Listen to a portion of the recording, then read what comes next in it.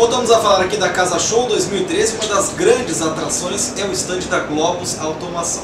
Um verdadeiro show de tecnologia, onde num simples toque de botão pode ser transformado o seu ambiente. A gente conversa agora com o Flávio Có, da Globus Automação. Como é que funciona essa tecnologia que está realmente impressionando os visitantes aqui da Casa Show? Bom, boa tarde a todos, certo? É uma tecnologia totalmente nova, certo? Totalmente wireless, sem fio.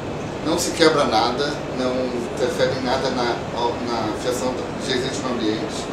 E a partir daí tu pode ter cenário, certo? Otimista, ver televisão, cinema, tudo mais. O acionamento hoje ele pode ser feito por tablet ou pelo próprio smartphone, né? Essas tecnologias que estão hoje funcionando a pleno. Imagina você ir no teu escritório, certo?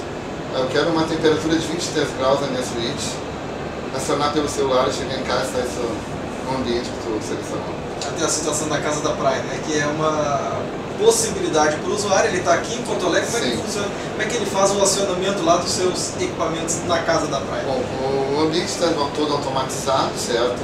A partir do momento MyHand, que é um que nós temos, nós colocamos esse equipamento e a partir do celular e tablet, tu aciona um toque só, a iluminação, a ar-condicionado e tudo mais. Aqui no stand da Casa Show, o ambiente foi todo preparado como se fosse simulando uma sala. E ali, esse sistema de iluminação ele pode ser modificado conforme aquilo que as pessoas estão fazendo? Exatamente. Quer assistir televisão, baixa a cortina, certo? Liga, acende a tua sanca, o abajur. Terminou o filme, um simples toque, ele abre as cortinas, acende toda a iluminação e tudo mais.